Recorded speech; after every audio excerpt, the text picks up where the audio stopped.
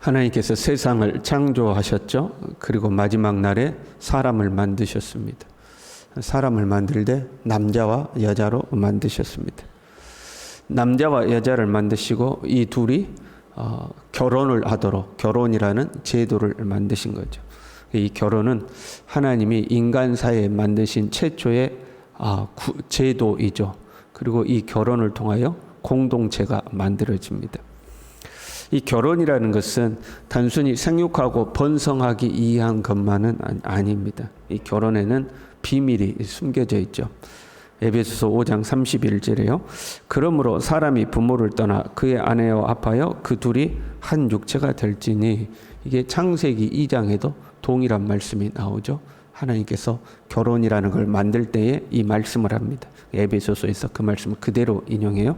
그리고 에베소서 5장 32절에 이 비밀이 크도다. 나는 그리스도와 교회에 대하여 말하노라. 사람이 부모를 떠나 그 아내와 합하여 한 몸이 되는 것은 비밀인데 그리스도와 교회에 관한 것이다. 이제 그런 말씀이죠. 결혼에는 교회와 그리스도에 대한 비밀이 숨겨져 있는 거죠. 하나님의 창조 자체가 그렇습니다. 하나님의 이 세상을 하셨다 할 때 그 창조가 단순히 이 물리적 세계만을 하나님이 만드셨다, 그것을 나타내는 것은 아니죠. 하나님의 창조 속에도 하나님의 구속사적인 계획이 비밀로 숨겨져 있죠. 대표적으로 한 가지만 살펴본다면, 하나님이 세상을 창조하시고 사람을 에덴에 두셨잖아요. 그 에덴은 하나님의 나라를 상징하고 있죠.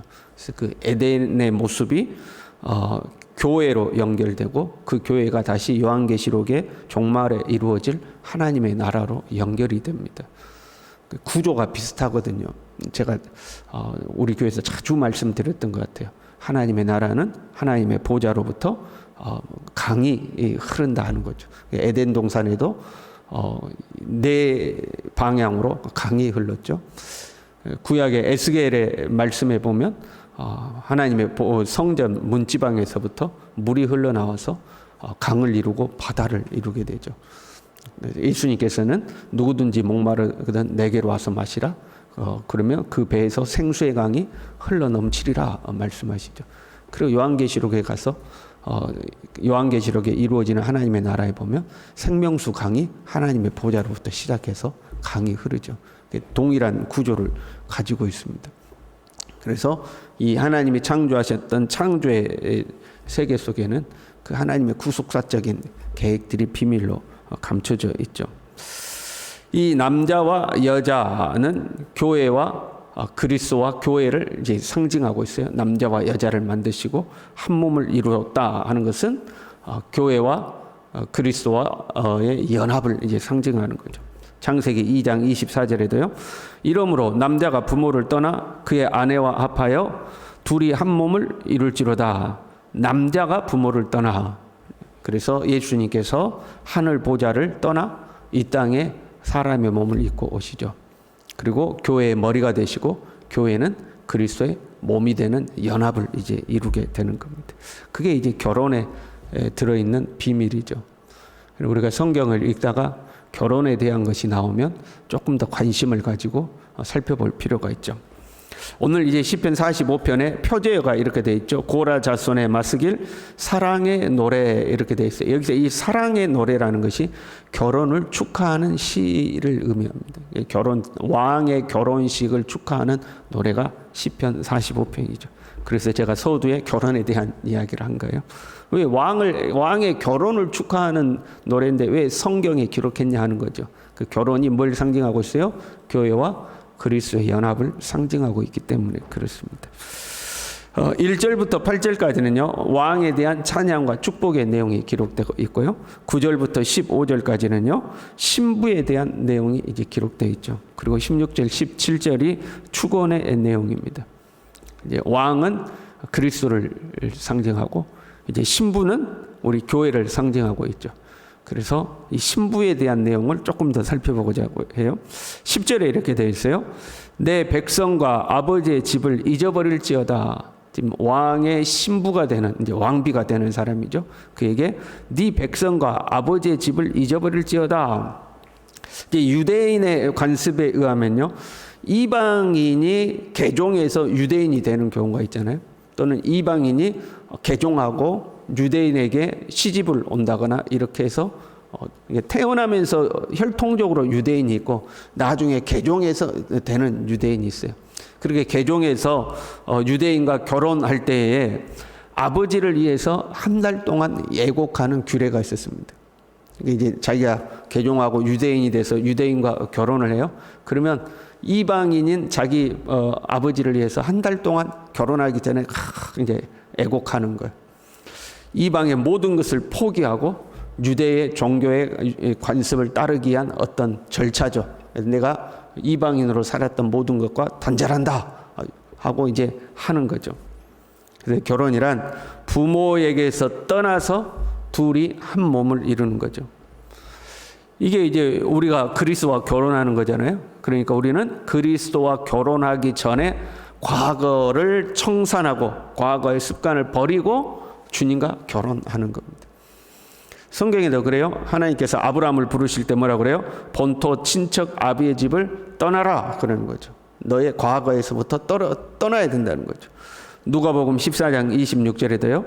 무릇 내게 오는 자가 자기 부모와 처자와 형제와 자매와 및 자기 목숨까지 미워하지 아니하면 능히 나의 제자가 되지 못한다. 본토 친척 아비 집을 떠나듯이 신약에서는 예수 그리스도를 따름에 있어서 방해가 되는 것은 그것이 부모든지 형제든지 처자든지 끊을 수 있어야 된다. 물론 이제 버리라는 의미가 아니죠. 그처럼 주님을 더 우선으로 섬겨야 된다는 것을 이야기하죠. 오늘날 우리가요, 예수님을 믿어요. 그러면 우리는 옛사람의 습관과 생각을 버려야 되는 거죠. 예수님을 믿기 전의 상태를 에베소서 2장 2절에는요. 세상 풍조를 따르고 공중의 권세에 잡은 자를 따랐다. 본질상 진노의 자녀였다. 그게 이제 우리의 과거입니다. 마귀 따라다니던 본질상 진노의 자녀, 마귀 종로를 타던 자들, 그게 우리의 과거죠. 그런데 이제 예수 그리스도를 믿고 우리가 새 사람이 되었어요. 그래서 에베소서 4장 22절에요. 너희는 유혹의 욕심을 따라 썩어져가는 구습을 따르는 옛사람을 벗어버리라. 옛사람을, 과거를 청산하라는 거. 그게 그리스도의 신부죠. 다시 본문으로 돌아와서요. 10절에 네 백성과 네 아버지의 집을 잊어버릴지어다 하고 11절에요. 그는 내 주인이시니 이렇게 결혼을 하는데 그 신랑이 지금 왕이잖아요. 그 왕과 결혼을 하는데 그가 너의 주인이다 하는 거죠. 결혼하니까 내 남편이잖아요. 남편이면서 동시에 너의 주인이다 하는 거죠. 예수님을 믿는다는 것은 예수님의 신부가 되는 거예요. 동시에 예수님이 내 삶의 주인이다 그 말이에요. 우리가 예수님을 믿을 때 믿음으로 구원받는다 하는 거죠. 오직 믿음으로. 이거는 아주 중요한 진리이며 복음이죠. 우리의 행위로 말미암지 않고 예수님을 믿음으로 우리는 구원을 얻는다 하는 거죠. 그런데 이 중요한 복음에 대한 우리의 오해가 좀 있는 거예요. 예수님을 믿는다 할 때 예수님이 나의 죄를 대신해서 십자가에서 죽으시고 부활하시고 승천하시고 다시 오실 것이다. 예수 그리스도의 대속을 우리가 믿는 거죠. 예수님이 나의 죄를 대신해서 죽으셨다. 여기까지만 믿어요. 그런데 그 대속이라는 것은 우리가 종살이하고 있던 우리를 이 구속하기 위해서, 죄의 종으로부터 해방시키기 위해서 대신 죽은 거죠. 그래서 우리 예수님이 십자가에서 죽으심으로 우리의 죄값을 지불하셔서 죄의 종된 우리를 해방시키셨어요. 그러면 우리는 이제 주인이 바뀌는 거죠. 죄의 종살이 하다가 예수님의 종이 된 거거든요. 예수님을 믿는다 하는 것은 나의 죄를 대속하셨음을 믿었을 뿐만 아니라 그로 말미암아 이제는 죄의 종살이 하던 내가 예수 그리스도의 종이 되었다는 것을 믿음으로 받아들이는 거예요. 그래서 우리는 예수님을 주님이라고 부르잖아요. 주여 주여 하잖아요. 주인님 주인님 하는 거잖아요. 그런데 우리가 어디에서 멈춰버리냐면 예수님이 나의 죄를 대신하여 죽으셨다. 이걸 믿는 데서 끝나버리는 거죠. 근데 믿음으로 구원받으니까 야 나는 그건 믿으니까 구원받았다. 반쪽짜리가 돼버리는 거죠. 예수님 나의 죄를 대신해서 죽으셨다, 나를 대속하셨다 믿는다면 이제는 예수님이 나의 주인이다, 여기까지 믿어야 되는 거죠. 그리고 그 믿음이라는 것은 지식으로만 그렇대, 예수님이 나의 주인이 돼, 이제 예수님이 나의 주인이 돼, 지식으로만 알고 있는 것이 아니라 실제로 주인의 명을 따라 살아야 하는 거죠.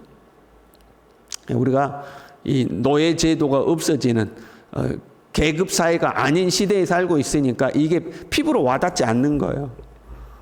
우리가 지금 노예 제도가 있던 시대에 살고 있다면 이게 금방 알아지는 거거든요. 내가 죄의 종으로 있다가 다시 주인이 새로 바뀐 거거든요. 우리 예수님을 주인으로 모시고 살아야 되는 거죠. 그는 내 주인이시니 너는 그를 경배할지어다. 지금 결혼하는 거잖아요. 그런데 그 남편 된 왕이 너의 주인이시니 너는 그를 경배하라고 그랬죠. 예수님을 주인으로 모시고 사는 사람은 예수님을 경배하고 살아야 되는 거예요. 입술로만 주여 주여 하는 자마다 이게 안 된다 이 말이죠. 주님을 경배하고 살아야 돼. 그리고 주님을 경배한다는 것은 우리가 함께 공동체가 모여서 주님을 찬양합니다, 예배합니다. 그것도 경배죠. 그러나 로마서 12장 1절부터 뭐라고 그래요? 너희 몸을 하나님이 기뻐하시는 거룩한 산 제사로 드리라. 이것이 너희의 드릴 영적 예배니라. 네 자신을 하나님께 바치라는 거죠. 그게 진짜 주님을 경배하는 거예요. 그리고 내 자신을 하나님께 바치는 게 뭐냐? 2절 말씀에 너희는 이 세대를 본받지 말고 오직 마음을 새롭게 함으로 변화를 받아 하나님의 선하시고 기뻐하시고 온전하신 뜻이 무엇인지 분별하도록 하라. 주님의 뜻을 분별하고 주님의 뜻대로 사는 삶, 이 세대를 따라가지 아니하고 세상을 따라가지 아니하고 주인 되시는 하나님의 뜻이 무엇인가를 분별하고 그걸 따라가는 삶, 그것이 너희가 드릴 진정한 영적 예배다 하는 거죠. 그렇게 주님을 경배하며 살아야 되는 거죠. 그게 우리의 삶이어야 된다는 거죠. 마귀가요, 예수님께 천하 만국을 보여주면서 야, 나한테 절해라, 내가 너에게 이 모든 것을 주겠다 하고 유혹했죠. 그 마귀가 오늘날 우리도 동일하게 유혹하죠. 야, 이렇게 살아야 돼. 야, 이렇게 살아야 부자 돼. 야, 이렇게 살아야 돼. 멋있게 사는 거야. 이렇게 살아야 재밌게 사는 거야. 오늘날 우리에게도 유혹하죠. 주님의 말씀을 따르기보다는 세상의 방법, 다른 사람들이 살아가는 어떤 삶의 모습, 그걸 따라 살라고 우리를 유혹하는 거잖아요. 오늘날요, 너무 정보가 많아요, 우리가. 그렇잖아요. 다른 사람은 뭐 먹었는지, 다른 사람은 어디 놀러 갔는지, 다른 사람은 뭘 입었는지, 다 들여다보잖아요. 그리고 이렇게 하면 이렇게 해야 돈을 번다, 이렇게 해야 뭐 건강해진다, 정보가 너무 많아. 그러니까 그 소리에 귀 기울이고 여기서 이게 좋다 그러면 우리가 와 이쪽으로 가다가 다시 또 이것이 좋다 들어가면 와 이쪽으로 가다가 그 유행이라고 그러는 거잖아. 유행을 따라서 우리가 막 움직이죠. 너무 세상 소리에 귀 기울이면 안 돼요. 듣는 것이 믿음이 된다고 그랬거든요. 자꾸 세상 소리 듣고 있으면 그것이 내 믿음이 돼가지고 세상 따라가는 거죠. 마귀가 유혹할 때 예수님이 이렇게 말씀하셨어요. 주 너의 하나님께 경배하고 다만 그를 섬기라. 하나님만 경배하고 하나님만 섬겨라. 그게 우리가 해야 될 본분이죠. 예수 그리스도가 나의 신랑이시오 나의 주인 되시니 우리는 오직 예수님만 경배하고 예수님만 섬겨야 되는 거. 이게 너무 당연한 거 아니에요? 결혼했잖아요. 신부가 딴 남자 섬기면 안 되잖아요. 그걸 성경에서는 영적인 간음이라고 그러는 거예요. 우리가 예수님 신부니까 당연히 예수님만 섬기고 예수님만 경배해야 되는 거예요. 세상 따라가면 안 된다 이 말이죠.